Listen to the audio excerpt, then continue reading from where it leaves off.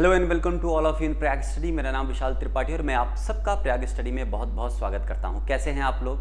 I hope आप लोग बहुत अच्छे होंगे। स्टूडेंट्स, आज का ये वीडियो आपके लिए बहुत इंपॉर्टेंट होने वाला है क्योंकि आज के इस वीडियो में हम लोग बात करेंगे graphical representation of rest and motion की। रेस्ट और मोशन क्या होता है, इसको हमने प्रीवियस वीडियोस में बड़े डिटेल में देखे थे। क्लियर?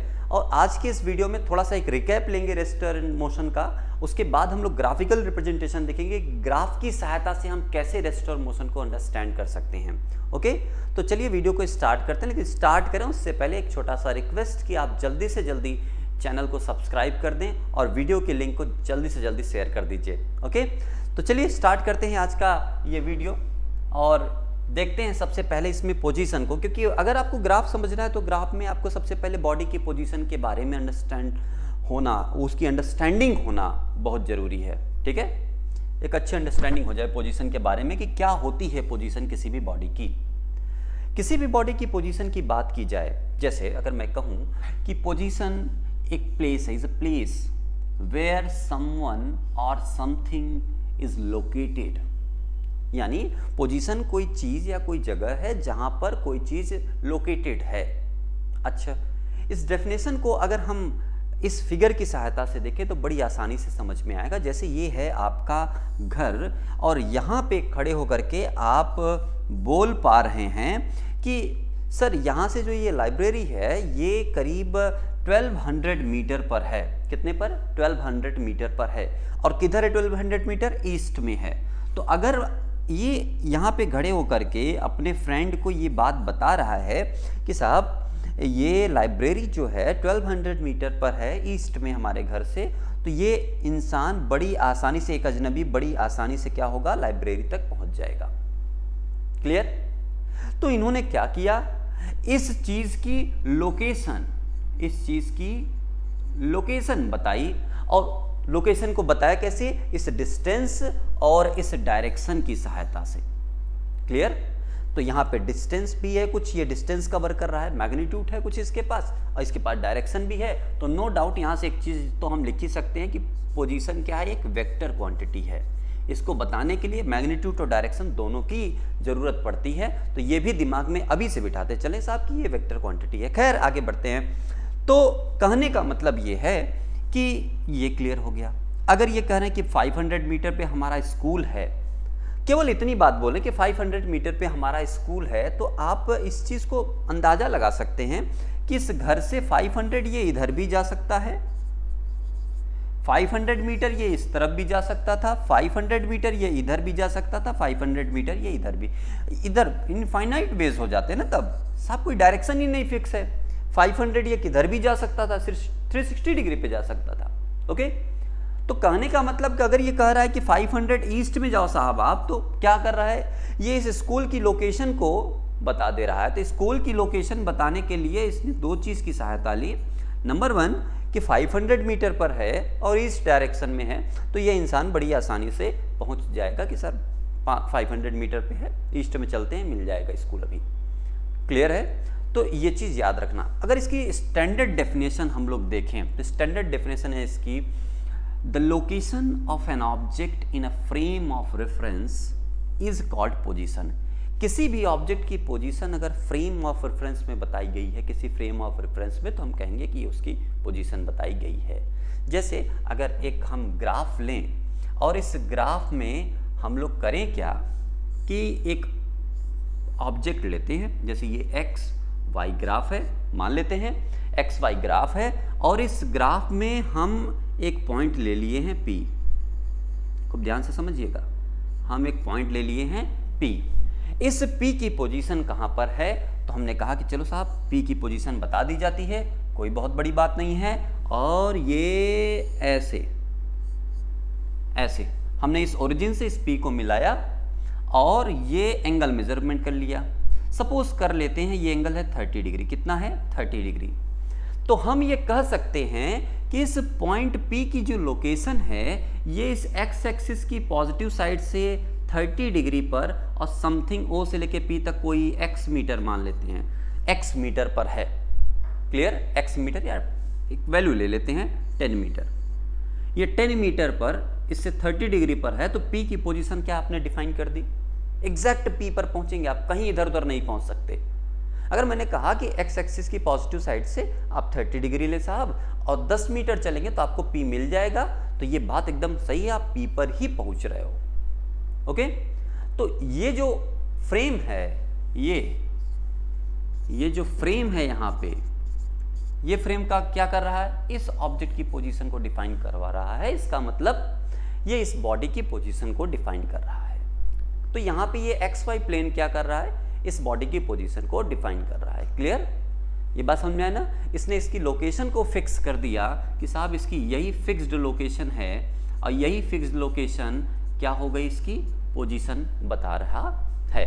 ओके, तो किसी भी ऑब्जेक्ट की पोजीशन को या लोकेशन को फिक्स करने के लिए हमने क्या किया है, हमने दो चीज़ों को ले लिया है, एक डायरेक्शन ले लिया और एक कोई क्वांटिटी या कितने दूरी पर वो डिस्टेंस अगर वो हमको पता चल जाती है तो हम बड़ी आसानी से किसी भी पॉइंट को हम बता सकते हैं कि वो कहाँ पर है, उसकी एग्जैक्ट पोजीशन कहाँ पर है।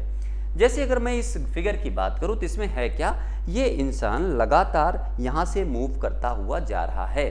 तो आप अगर देख रहे हो तो आप कहोगे साहब पहले ये यहाँ पर था, पहले ये यहाँ पर था, फिर कुछ देर बाद यहाँ पे पहुँचा, कुछ देर बाद यहाँ पहुँच रहा है, बार बार इसकी पोजीशन चेंज हो रही है। खूब ध्यान समझिए, पहले ये यहाँ पे था, फिर यहाँ पे पहुँचा, फिर यहाँ पे पहुँच गया। इसका मतलब क्या है, यहाँ से यहाँ तक जाते वक्त ये लगातार अपनी पोजीशन चेंज कर रहा है। तो ऐसी सिचुएशन में हम बोलते हैं कि वो बॉडी क्या है, मोशन में।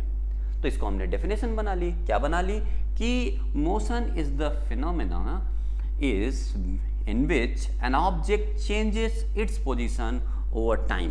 क्या, टाइम के साथ साथ बॉडी अगर अपनी पोजीशन में चेंज ला रही है, अगर ऐसा हो रहा है तो हम कहेंगे कि वो बॉडी कैसी है, मोशन में है। क्लियर है, इस बात को दिमाग में बिठा के रखें। आगे बढ़ते हैं।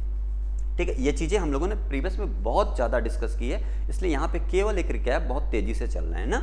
यहाँ पे देख रहे हैं, ये देखिए सीसॉ, इसमें क्या हो रहा है, पोजीशन इनकी चेंज हो रही है ना, अप एंड डाउन। यहाँ पे देखिए झूला है, ये बार बार आगे पीछे हो रहे हैं, ठीक है, ऑसिलेट कर रहे हैं एक तरह से। अगर मैं देखूँ ये इनकी मीन पोजीशन मान लूँ तो मीन पोजीशन से लगातार इनकी पोजीशन चेंज हो रही है, या हम यहाँ से खड़े होकर देख रहे हैं तो एज अ ऑब्जर्वर हम देख पा रहे हैं कि इनकी पोजीशन चेंज हो रही है। अगर हम घड़ी में देखें, टाइम देखें, तो टाइम के साथ साथ देख रहे हैं इनकी पोजीशन चेंज हो रही है। तो कहने का मतलब क्या है कि इनकी पोजीशन चेंज हो रही है ओवर टाइम या ऑब्जर्वर के रिस्पेक्ट में, तो कहेंगे कि ये मोशन में है। यहाँ पे देख रहे हैं ये कार भी है, कार भी लगातार मूव कर रही है। क्लियर, इसका मतलब क्या है, ये भी मोशन में है। तो these are the example of motion. Okay, तो इसको आप दिमाग में बिठा करके रखेंगे। पूरी डेफिनेशन जब हम मोशन की बोलेंगे तो कैसे बोलेंगे उसको समझ लें आप। इसको बोलने का तरीका क्या होगा, a body is said to be in motion if it is changing its position with respect to time. खूब ध्यान समझिएगा, with respect to time, observer, surroundings, reference point और रेफरेंस प्लेन। क्लियर, ये चार ऐसे वर्ड है, चार, 1 2 3 4 5, 5 ऐसे वर्ड हैं जिनकी सहायता से हम बता सकते हैं कि कोई बॉडी क्या है, मोशन में है। मैं ये 5 क्यों बोल रहा हूँ, उसका रीज़न है, एग्जाम में दे देगा। अगर आपको बोल दिया कि a body changing its position with respect to time, यानी वो मोशन में है, एकदम सही, a body changing its position with respect to time. अगर बोल दिया होता विद रिस्पेक्ट टू सराउंडिंग तो भी बात ठीक थी, तो भी बात ठीक है। अगर बोल दे with respect to observer, with respect to observer तो भी बात ठीक है। अगर बोल दे with respect to reference point तो भी बात ठीक है। अगर बोल दे with respect to reference plane तो भी बात ठीक है। कहने का मतलब ये 5 ऐसे वर्ड है, time, surrounding, observer, reference point, reference plane, ये 5 ऐसे वर्ड्स हैं जिनकी सहायता से हम बॉडी को बता सकते हैं कि वो मोशन में है। क्लियर, तो इनमें से कोई भी आपके ऑब्जेक्टिव में या डेफिनेशन में पूछ सकता है, एग्जाम में आ सकता है, तो आप कंफ्यूज नहीं होंगे, आप इन 4-5 बातों को दिमाग में बिठा के रखेंगे। ओके, सारी चीज़ें क्लियर हैं आपको? अगर क्लियर हैं तो आप कमेंट बॉक्स में लगातार अपने रिप्लाई दे सकते हैं, बता सकते हैं कि सर अभी तक सारी चीज़ें क्लियर हैं। क्लियर, जिससे कि हमें भी आउटपुट आपका मिलता रहेगा और हम चीज़ों को और भी बेहतर ढंग से कर पाएंगे। और अगर यहाँ पे कोई भी प्रॉब्लम आपको विजिबिलिटी में या वॉइस क्वालिटी में आ रहा है तो आप उसको भी बता सकते हैं। ओके, इसके अलावा फर्दर अगर कोई क्वेरी हो आपकी तो क्वेरी भी आप कमेंट बॉक्स में कर देंगे, तो नेक्स्ट वीडियो में जो भी आप आएगा उसमें आपको वो सारी क्वेरी आपकी बता दी जाएगी। ठीक है ना। सो आगे बढ़ते हैं। रेस्ट और मोशन, चाहे रेस्ट की बात करें चाहे मोशन की बात करें, दोनों रिलेटिव क्वांटिटी हैं। एक सेकंड, इसमें रेस्ट अभी नहीं देखा हमने, मोशन देखा ना, मोशन देखा, रेस्ट नहीं देखा। कोई नहीं, रेस्ट भी आ गया, देख लो, रेस्ट भी देख लो, उसके बाद वो डेफिनेशन देखते हैं, ज्यादा क्लियर रहेगा। क्या कहा गया है? An object is said to be at rest, कोई भी ऑब्जेक्ट रेस्ट में कहा जाएगा if it does not change its position with respect to surrounding with time.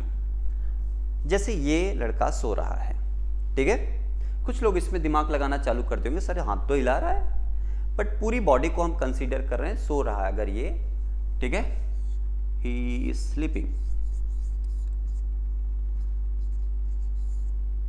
अगर ये सो रहा है तो क्या मतलब कहें हम कि घर की अदर चीजों के कंपैरिजन में देखेंगे तो इनकी पोजीशन चेंज नहीं हो रही है, दैट्स वाई ये किस में कहे जाएंगे? ये रेस्ट में कहे जाएंगे। क्लियर?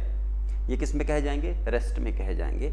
तो सीधी सी बात है, अगर कोई बॉडी सराउंडिंग यानी सराउंडिंग के रिस्पेक्ट में टाइम के बढ़ने के साथ साथ पोजीशन में चेंज नहीं ला रहा है, इसका मतलब वो बॉडी रेस्ट में है।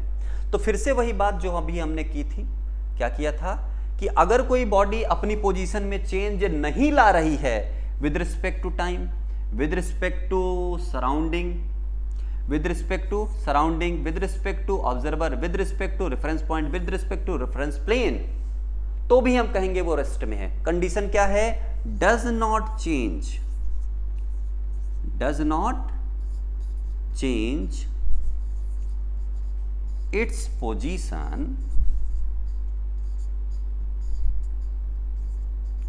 with respect to time, with respect to surrounding, with respect to observer, with respect to reference point, with respect to reference plane। किसी एक के रिस्पेक्ट में या किसी पांचों के रिस्पेक्ट में कोई भी ऑब्जेक्टिव में आ जाएगा, कोई भी क्वेश्चन में दे दे तो आप जान जाएंगे साहब कि ये रेस्ट की बात की है, कि बॉडी किस में है साहब? अब रेस्ट में हो जाएगा। किस में हो जाएगा? रेस्ट में हो जाएगा। आई थिंक इतनी बातें आपको क्लियर हो गई होंगी रेस्ट और मोशन से रिलेटेड। आगे बढ़ते हैं। खैर ये तो देख ही लिया, इसको देख लो, ये बहुत जरूरी बात है, ये बड़ा कंफ्यूजिंग भी रहता है, तो इसको आप लोग देख लें कि रेस्ट और motion is a relative quantity. दोनों को क्या है? Relative quantity. बिना रिलेट किए हम किसी भी बॉडी को ये नहीं बता सकते कि वो रेस्ट में है कि मोशन में। सपोज अगर मैं बात करूं, ये एक बॉटल है और ये बॉटल क्या है? रेस्ट में है। क्या है? रेस्ट में। खूब ध्यान समझिएगा, क्या ये बॉटल रेस्ट में है? क्या ये बॉटल रेस्ट में है? तो आप कहोगे नहीं साहब, हम देख पा रहे हैं कि ये बॉटल मूव कर रही है, आप इसको अपने हाथ पे रख करके मूव करा रहे हो लगातार, तो ये बॉटल कैसी है? मोशन में है। बिल्कुल सही कह रहे हो आप। लेकिन अगर मेरा हाथ ये कहना चाहे कि साहब ये बॉटल रेस्ट में है कि मोशन में, तो मेरा हाथ कहेगा कि साहब ये रेस्ट में है। क्यों? ये पहले भी मेरे हाथ के इसी जगह पे रखा था और भले मैं मूव कर रहा हूं, ये मेरे साथ साथ मूव कर रहा है, मेरा इसके साथ कोई पोजीशन में चेंज नहीं आ रहा है। कहने का मतलब क्या है कि बॉटल और हाथ के रिस्पेक्ट में कोई भी पोजीशन में चेंज नहीं आ रहा है, दैट्स वाई ये बॉटल जो है इस हैंड के रिस्पेक्ट में क्या कहा जाएगा? रेस्ट में कहा जाएगा। लेकिन चूंकि हाथ की पोजीशन चेंज हो रही है और इस बॉटल की भी पोजीशन चेंज हो रही है, तो हम आप एज ए ऑब्जर्वर देख रहे हैं, तो हमको होल बॉडी किस में कैसे दिख रही है? कैसे दिख रही है? मूविंग दिख रही है, क्योंकि हम पोजीशन लगातार जिसकी चेंज कर रहे हैं।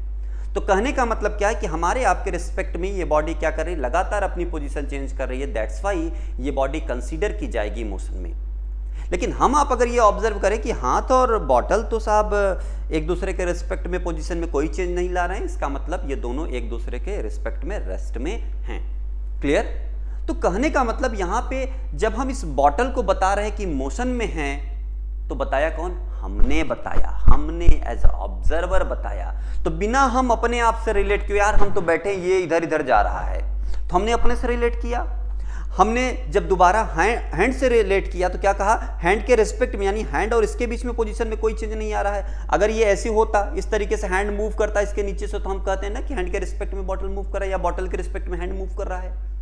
क्लियर? तो कहने का सीधा सा मतलब है कि बिना रिलेट किए हम ये बता ही नहीं सकते कि कोई भी बॉडी रेस्ट में है कि मोशन में है। ओके, तो ऐसा क्यों है? उसका कारण है कि रेस्ट और मोशन, इसको हम बताते कैसे हैं, इसको मैं आपको सिखा रहा हूं। रेस्ट कहें या मोशन कहें, ये दो के दोनों कभी भी एब्सोल्यूट नहीं हो सकते। क्या नहीं हो सकते? एब्सोल्यूट। मतलब कोई भी बॉडी एब्सोल्यूट रेस्ट या एब्सोल्यूट मोशन में नहीं हो सकता। वर्ड क्या है, कुछ ध्यान से समझिए। मैंने कहा ये बॉडी रेस्ट में है with respect to hand, with respect to observer. देखो अभी ये नहीं मूव कर रहा है, ठीक है, रेस्ट में है। लेकिन with respect to moon, earth move कर रहा है, मून भी हमारे चारों ओर चक्कर लगा रही है, तो मून को ये घूमता हुआ दिखेगा कि नहीं? क्लियर है? तो विद रिस्पेक्ट टू मून ये क्या कर रहा है? घूम रहा है। विद रिस्पेक्ट टू अर्थ ये क्या है? रेस्ट में। लेकिन विद रिस्पेक्ट टू मून क्या है? ये मोशन में।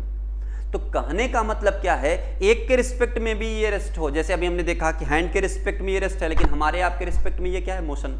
तो कंप्लीटली रेस्ट में हम इसको नहीं कर सकते कि साहब अब ये रेस्ट में हो गया, अब इसे हम कभी मोशन में नहीं कर सकते, ऐसा बिल्कुल पॉसिबल नहीं है। हम कह सकते हैं जब हम इसे किसी मूविंग बॉडी से क्या करेंगे, रिलेट कर देंगे, तो ये कैसा दिखेगा? मोशन में दिखेगा। जैसे अभी ये रेस्ट में है और फैन चल रहा है, क्या चल रहा है? फैन चल रहा है, तो फैन को ये कैसा लगेगा? मोशन में लगेगा। ये फैन को देखेगा तो कैसा लगेगा? फैन मोशन में है सर। हम फैन को देखते हैं तो फैन को क्या लगता है? फैन कैसा लगता है? मोशन में लगता है। फैन अपनी पोजीशन चेंज कर रहा है।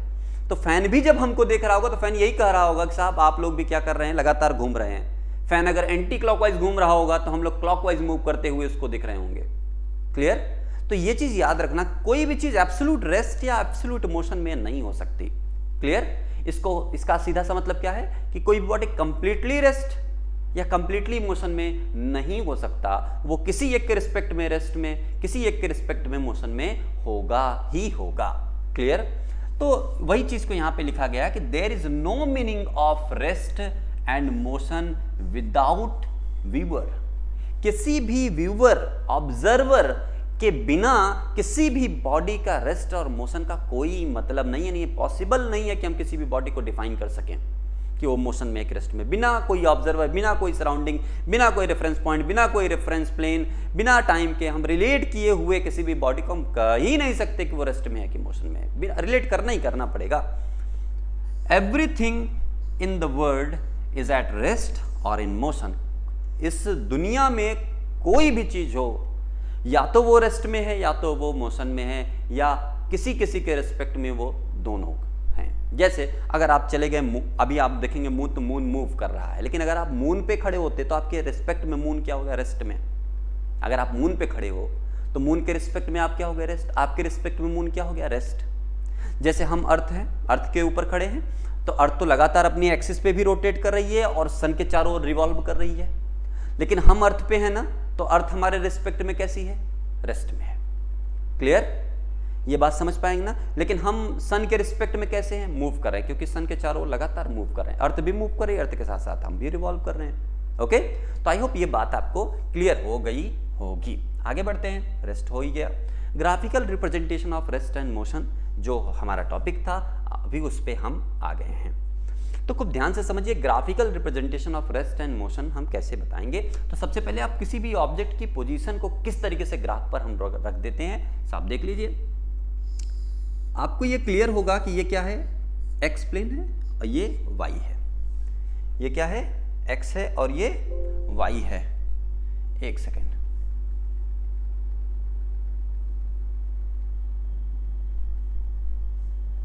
इसको थोड़ा सा हम लोग इस पे देखते हैं, जिससे कि आपको आसानी रहेगी चीज़ों को समझने के लिए, क्योंकि उस पर थोड़ा सा पेन की साइज थोड़ी पतली रहती है।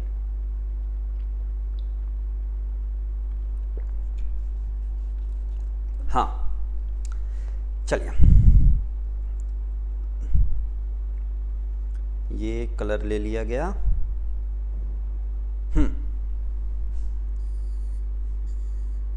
ये x और ये y, खूब ध्यान से समझिए।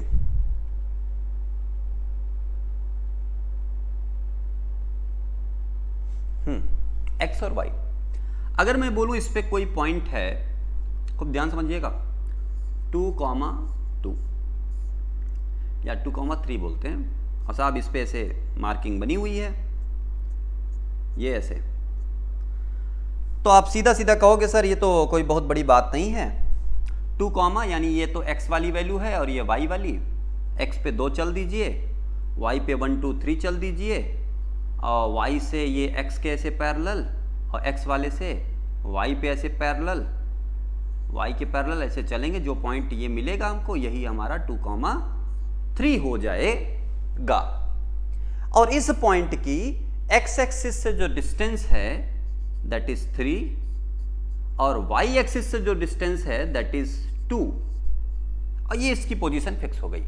अगर मैं आपसे कहूं x एक्सिस से 2 पर और y एक्सिस से 3 पर है, तो आप कहोगे सर यही पॉइंट है, दूसरा पॉसिबल नहीं है, इस पे यही वाला है।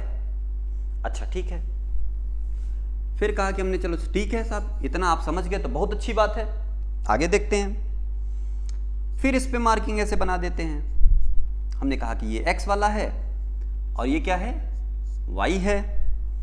अब साहब आपको पोजीशन बनाना आ गया, किसी भी ऑब्जेक्ट, किसी भी पॉइंट को आप ग्राफ पर रिप्रेजेंट कर सकते हो, अगर ये समझ में आ रहा है आपको, ठीक है। तो मैंने कहा कि अब की बार हमें 5,7 दिखाना है, कितना दिखाना है, 5,7। तो आप कहे कि ठीक है सर दिखा देते हैं, कोई बहुत बड़ी बात नहीं है। 5,7, तो पहली वैल्यू होती है x, जिसको हम लोग बोलते हैं एब्सिसा, याद है सबको, सबको याद है एब्सिसा, स्पेलिंग देख लेना भाई। और ये क्या होता है, y ऑर्डिनेट होता है, y क्या होता है, ऑर्डिनेट। तो एब्सिसा कितना है, 5, 1 2 3 4 5, ये हो गया एब्सिसा 5 पर आ गया। ऑर्डिनेट क्या है, y 1 2 3 4 5, ये 5 6 7, 7 पे जाना था ना साहब, तो 7 पे आते हैं, ये आ गया 7। तो बस करना क्या है, सिंपल सा काम, y से यहां से एक ऐसे पॉइंट ले जाना है। अब ये लाइन जो मैंने लिया x एक्सिस के पैरेलल ले गए, और यहां 5 से क्या करेंगे, y के पैरेलल ऐसे लाइन ले जाएंगे,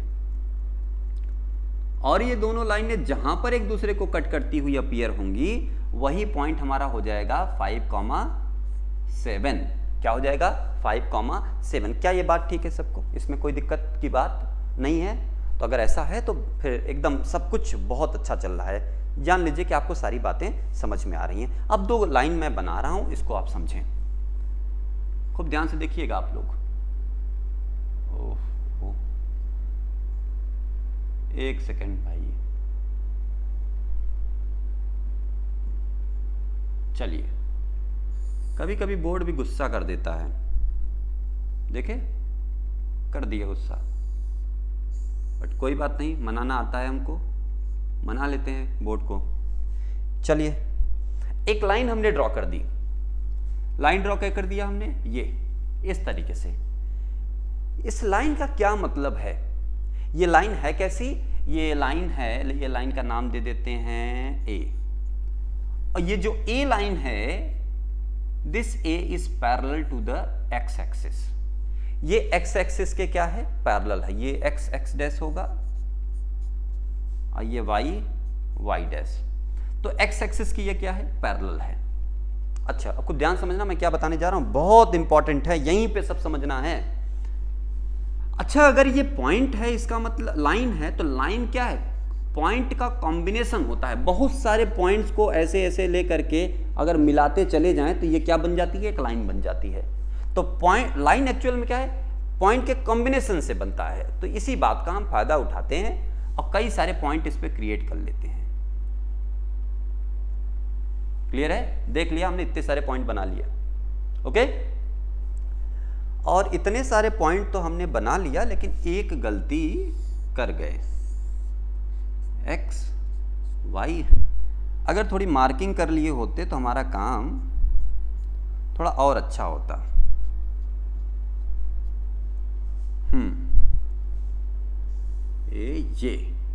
ये हो गया ए पैरेलल टू एक्स। साहब को मिटा इरेज कर दिया जाए। हाँ ठीक है, चलो अब मेरी बात समझें। मैंने कहा इस पे कई सारे पॉइंट क्रिएट कर लेते हैं। ये पॉइंट हमने क्रिएट किया ए,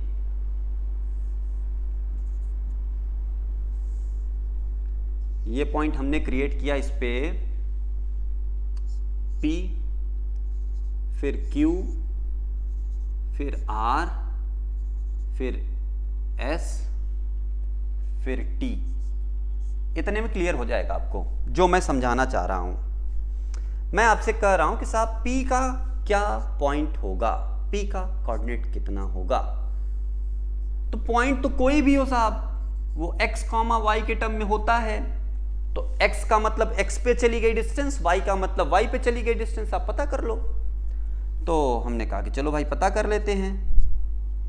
तो हमने कहा इस पॉइंट को देखो, ये x पे कितना चला है, तो इसको ऐसे x पे ऐसे ले आएंगे सीधा सीधा परपेंडिकुलरली।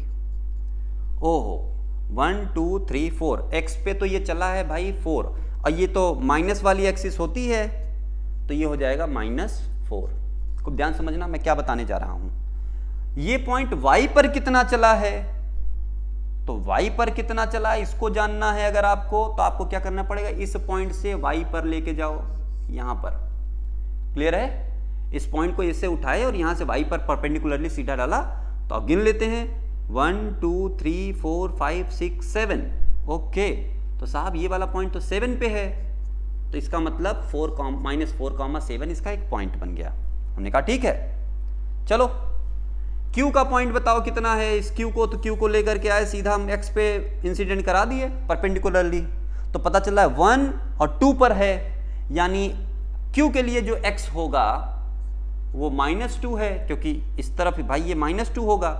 और हम देख रहे हैं कि ये Q जो आ रहा है वो कहाँ पे आ रहा है, -2 पे आ रहा है परपेंडिकुलरली, यानी x पे चली गई डिस्टेंस Q के लिए कितनी है, 2 है।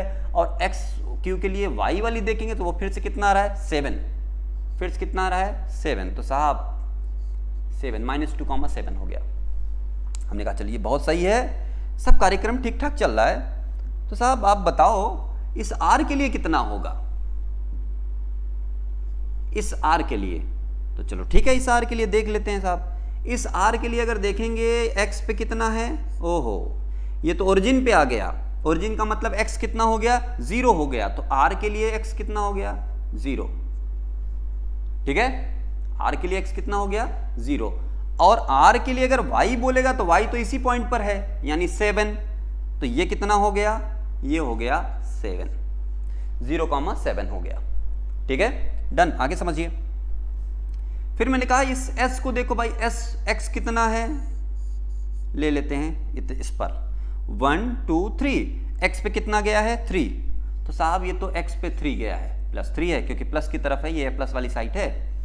और y पर कितना गया है, y पर ये गया है। ओके, यानी y पे 7 गया है, इसका मतलब ये हो गया 3,7। खूब ध्यान से समझना मैं क्या कह रहा हूं। इस बात को अगर समझ गए तो सारी बात ठीक हो जाएगी। इसी तरीके से t का देखेंगे तो t पे कितना आ रहा है, यहाँ पर 1 2 3 4 5, यानी t पर x कितना मिल गया हमको, 5 मिल गया। और t पर अगर हम कहेंगे y कितना, तो y पे परपेंडिकुलर ड्रॉ करेंगे, उसी 7 पर आ रहा है, इसका मतलब y पर कितना मिल गया, 7। तो ये सारे पॉइंट हमको p q r s t मिल गए। अब p q r s t में अगर आप देखें ध्यान से तो आपको एक चीज दिखेगी बड़ी कॉमन सी, -4,7, -2,7, 0,7, 3,7, 5,7।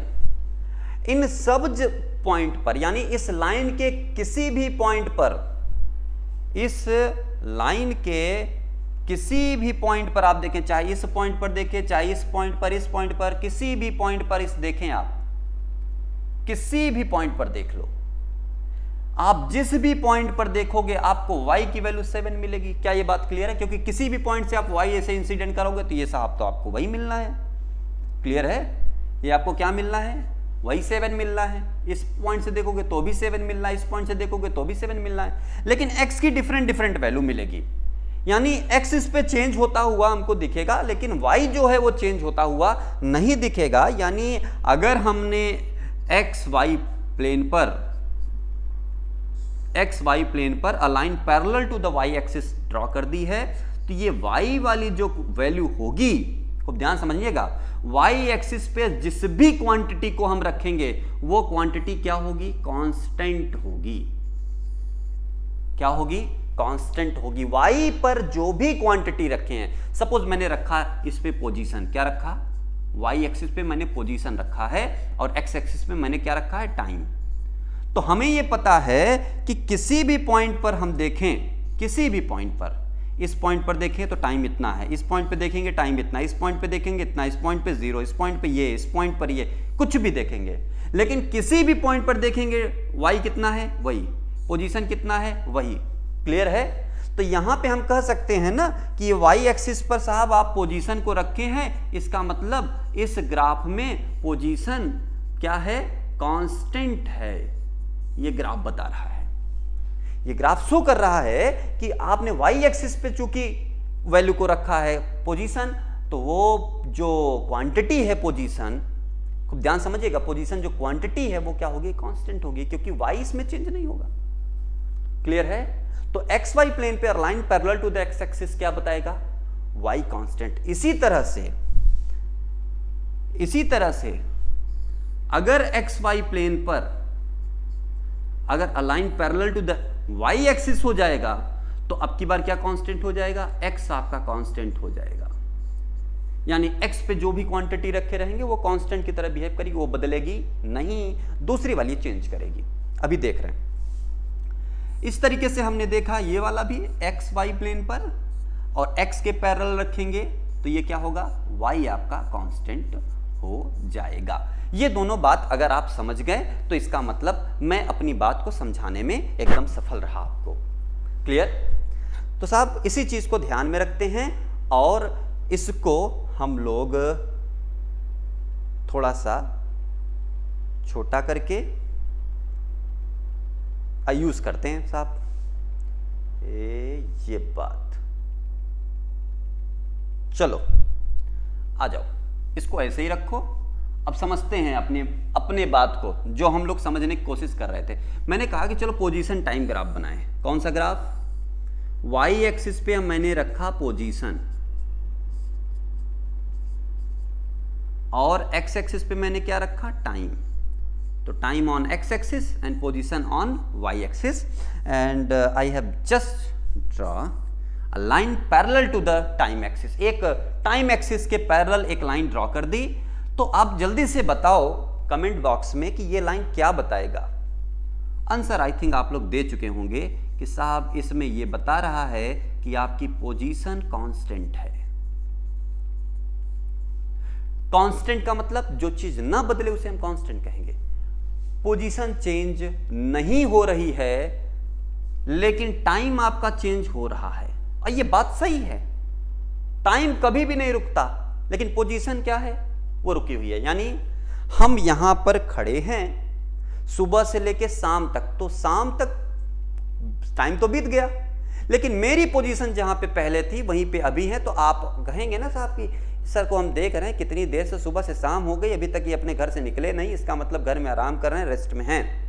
मेरी बात समझिए, यानी इनकी पोजीशन इनके घर से चेंज नहीं हुई है सुबह से लेकर शाम तक, यानी वो इंसान उसी पोजीशन को मेंटेन कर रहा है, टाइम भले पास हो जा रहा है। तो ऐसे सिचुएशन में हम बोलते हैं कि वो बॉडी रेस्ट में कही जाएगी। यानी ये ग्राफ शो कर रहा है कि बॉडी किस में है? रेस्ट में है। किस में है? रेस्ट में। क्या ये बात समझ पा रहे हैं आप लोग? इसी ग्राफ को अगर मैं इस तरीके से बनाता कि ये टाइम है और ये पोजीशन है, और मैं कहूं कि इस ग्राफ को अब की बार साहब आप ऐसे बनाओ, टाइम एक्सिस के पैरेलल, सॉरी पोजीशन एक्सिस के पैरेलल। यानी पोजीशन किस पर है? वाई एक्सिस पर है। टाइम किस पर है? X axis. यानी वाई एक्सिस के पैरेलल अगर आप लाइन खींच रहे हो तो ये क्या बताता है? ये बताता है एक्स हमारा कांस्टेंट है। एक्स क्या है? कांस्टेंट है। एक्स कांस्टेंट का मतलब क्या है? एक्स एक्सिस पर जो भी वैल्यू दी है वो कांस्टेंट होगा। इसका मतलब ये बता रहा है कि हमारा जो टाइम होगा that is constant, that is constant, यानी टाइम नहीं बदल रहा है। अब मेरी बात समझो, अगर कोई आपसे बस इतना भर कह दे कि टाइम बदल नहीं रहा है, टाइम घट रहा है, वो बात गलत हो जाती है तुरंत, क्योंकि टाइम कभी भी रुकता नहीं है, टाइम हमेशा बढ़ता रहता है, हमेशा बढ़ता रहता है। इसका मतलब ये वाली बात कहना पूरी तरह से गलत है। दैट्स वाई ये ग्राफ ही गलत है, दैट्स वाई ये ग्राफ ही क्या है, एकदम रॉन्ग है। रॉन्ग इसलिए है क्योंकि ये क्या है, टाइम को कांस्टेंट बता रहा है। एक एक्सप्लेनेशन इसका ये है। दूसरा एक्सप्लेनेशन खूब ध्यान से समझिएगा। अगर मैं यहां से रीड करना चालू करूं तो यहां पे ये ओरिजिन पे लेके आ रहा है, खूब ध्यान समझना, ये हमारा ओरिजिन हो गया। ओरिजिन का मतलब 0,0, 0,0 ये बताएगा। अगर ये पोजीशन टाइम ग्राफ है तो ये पहली वाली वैल्यू x की होती है, दूसरी वाली y की। 0,0 ये बताएगा x भी y है, सॉरी x भी 0 है और y भी 0 है, यानी टाइम भी 0 है, पोजीशन भी 0 है, यानी 0 टाइम पर 0 पोजीशन। आपको ध्यान समझना मैं क्या कहने जा रहा हूं। टाइम कितना है, इतना, शुरू में टाइम कितना है, इतना, लेकिन ऑब्जेक्ट की पोजीशन कितना है, 0 मान लेते हैं, चलो ठीक है, कुछ टाइम पे पोजीशन इसकी 0 थी। आगे बढ़ते हैं, टाइम इतना ही है लेकिन पोजीशन बदल गई। देखो टाइम उतना ही है ना, पोजीशन बदल गई। टाइम उतना ही है, देखो ये गैप क्या बता रहा है, टाइम को। तो यहां पे किसी भी टाइम देखेंगे, ये देखो इनके बीच का ये गैप सेम है। इसका मतलब ये क्या है, ये टाइम एक्सिस को शो कर रहा है, तो ये टाइम क्या है, बराबर है हर जगह, वो बदल नहीं रहा है। तो टाइम कांस्टेंट है, लेकिन टाइम नहीं बदल रहा, यानी एक टाइम फिक्स हो गया है और उसी टाइम पर बॉडी की पोजीशन ये थी, फिर ये हुई, फिर ये हुई, फिर ये हुई, फिर ये हुई। मैं आपको दिखा दे रहा हूं बना के, देखो इस पॉइंट पर देखेंगे तो पोजीशन कितना हुई है, ये मान लेते हैं P1। इस पॉइंट पर देखेंगे पोजीशन कितना हो गई है, मान लो P2। इस पॉइंट पर पोजीशन देखोगे तो मान लो कितना, P3। खूब ध्यान समझना, जिस पॉइंट पर देखना है वाई एक्सिस पे ले आना है तो हमको यहाँ से परपेंडिकुलर ड्रॉ करेंगे इस पर, ये हमको वो पॉइंट वैल्यू देगा। तो यहाँ पे P3 पोजीशन, यहाँ पे P2, यहाँ पे P1 पोजीशन, और किस टाइम पर, इसी T टाइम पर। इसी T टाइम पर इस बॉडी की पोजीशन P1 भी है, P2 भी है, P3 भी है, यानी एक साथ एक बॉडी कई सारी पोजीशन होल्ड कर रही है एक ही टाइम पर, जो कि पॉसिबल नहीं है। यह संभव नहीं है कि एक ही समय पर आप अपने घर पर हो, एक ही समय पर आप अपने स्कूल में हो जाओ। भाई पोजीशन टाइम पर अगर हम देख रहे हैं तो पहले 0 था, फिर यहां से अगर बढ़ रहे हैं, ऊपर की ओर जा रहे हैं साहब, अगर ऊपर की ओर चल रहे हैं तो पोजीशन चेंज हो रही कि नहीं। यहाँ पोजीशन थी, फिर कुछ पोजीशन ये हुई, फिर पोजीशन बदली, फिर पोजीशन बदली, फिर पोजीशन बदली, तो लगातार हम अपनी पोजीशन चेंज कर रहे हैं। क्लियर? तो इसमें यह पता चला कि एक ही टाइम पर इस बॉडी की बहुत सारी पोजीशन है, बहुत सारी पोजीशन ये होल्ड कर रहा है, इनफाइनाइट पोजीशन होल्ड कर रहा है। इसका मतलब ये ग्राफ पूरी तरीके से क्या है, गलत है। क्लियर? तो ग्राफ को गलत करने के 3 तरीके मैंने आपको बताए। नंबर 1, मैंने कहा कि टाइम कभी फिक्स्ड नहीं हो सकता। फिक्स्ड मतलब कभी भी कांस्टेंट नहीं होना चाहिए ग्राफ में। दूसरा मैंने बताया कि टाइम कभी, ध्यान समझिएगा, टाइम कभी भी घट नहीं सकता, ये कभी डिक्रीज नहीं होगा। क्लियर? तीसरा मैंने अभी बताया कि वन टाइम वन पोजीशन। ठीक है? एक समय पर बॉडी एक ही पोजीशन होल्ड करेगा। अगर एक समय पे बॉडी एक से ज्यादा पोजीशन होल्ड कर रहा है, इसका मतलब वो ग्राफ गलत है। क्लियर? ये चीज आप दिमाग में बिठा करके रखेंगे तो आपको ये समझ में आ जाएगा। फिलहाल रेस्ट का ग्राफ ये होगा, और ये बात आपको क्लियर हो गई होगी। आगे बढ़ते हैं और ग्राफ देखते हैं मोशन का, कि मोशन का ग्राफ किस तरीके से बनेगा। तो फिर से एक्स एक्सिस, वाई एक्सिस। हमें यह पता चल गया है कि वाई एक्सिस पे हमने अगर पोजीशन रख दिया, क्या रख दिया, पोजीशन, और एक्सिस पे हमने क्या रखा है, टाइम रखा है। पोजीशन टाइम ग्राफ लिया और इस ग्राफ पर मैंने एक लाइन खींच दी, ऐसे रैंडम एक लाइन खींच दी। क्लियर? अच्छा, हमें ये क्लियर हो चुका है कि टाइम और पोजीशन ग्राफ पर a line parallel to the time axis क्या शो करेगा? Rest. A line parallel to position axis not possible, not possible. Clear? ये दोनों फिक्स हैं, इसके अलावा कोई ग्राफ इस पे ड्रॉ कर सकते हैं। इन दोनों पोजीशन के अलावा कोई भी ग्राफ की आप पोजीशन इस पे दे दो, कैसी भी लाइन आप दे दो, वो क्या शो करेगा? मोशन शो करेगा। ध्यान से समझना। अब चाहे वो लाइन ऐसे हो, चाहे वो लाइन ऐसे हो, चाहे वो इस तरीके से हो, चाहे वो ऐसे हो, चाहे ऐसे, किसी भी तरह की हो, वो ऐसे हो जाए, ऐसे हो, कुछ भी आप बना दें, ठीक है? यहां से ऐसे लाइन खींच दें, यहां से ऐसे खींच दें, कुछ भी आप इस पे ड्रॉ कर देंगे कीड़े मकोड़े की तरह, कुछ भी आंख बंद करके ऐसे ऐसे कर दो, वो सब क्या शो करेगा? मोशन में शो करेगा। सब क्या शो करेगा? मोशन में। कैसे शो करेगा? एक लाइन लेकर के हम इसको आपको क्लियर कर दे रहे हैं। ठीक है, देखिए टाइम और ये हो गई पोजीशन। बस ये लास्ट है, इसके बाद ये क्लास यहीं पे ओवर होगी। देखिए एक लाइन हमने ड्रॉ कर दी और देख लेते हैं। शुरू में अगर इस पॉइंट पर देखेंगे तो 0 पर 0 पोजीशन, यानी 0 टाइम पर 0 पोजीशन, यानी कोई पोजीशन होल्ड लेकर अभी इनिशियली स्टार्ट यहां से कर रहे हैं। और इस पे हम पॉइंट मार्क कर देते हैं, इस पे भी, जिससे कि हमें समझने में आसानी रहेगी। चलो, हमने पॉइंट इस पे लिया, एक पॉइंट P, एक पॉइंट इस पे लिया Q, एक पॉइंट इस पे लिया R। 3 पॉइंट ले लेते हैं, क्लियर हो जाएगा। मैंने कहा P पॉइंट पर पोजीशन कितना है? सर P पॉइंट पर इसकी पोजीशन है पहली, दूसरी, तीसरी, चौथी, पांचवी। एक ऐसे नंबर दे देते हैं, ठीक है? नंबर रहते तो हमें समझना आसान हो जाता है, बस और कुछ बात नहीं है। देखिए अब P पर अगर हम देखें कि इसकी पोजीशन क्या है, क्या है, तो आप कहेंगे सर P पर एक परपेंडिकुलर ड्रॉ करो और ऐसे परपेंडिकुलर ड्रॉ करो, x पे भी y पे भी, यानी टाइम एक्सिस पे भी पोजीशन एक्सिस पे। ये किस पे आ रहा है? 1, ये भी आ रहा है 1, यानी इसकी पोजीशन कितनी हुई? 1:1, यानी एक टाइम पर एक पोजीशन इसकी हुई, 1 पोजीशन। ठीक है, अगर मैं Q की बात करूं तो Q कहाँ पे आ रहा है? ये लगभग 3 पर आ रहा है, और ये किस पे आ रहा है? 4 पर आ रहा है, यानी 3 और 4, यानी x पे कितना चला है? 3, और ये कितना? 4, यानी थर्ड सेकंड में इसकी जो पोजीशन रही वो कैसी रही? 4 रही। कितनी रही? 4। खूब ध्यान समझिएगा। मैंने कहा कि अच्छा ठीक है, यही काम आप r के लिए भी कर दो। साहब r के लिए किए तो r कहाँ पड़े? 6 पर, और इधर ले आया तो r कहाँ पड़े? 7 पर, यानी r पड़े 6,7 पर। तो क्या है?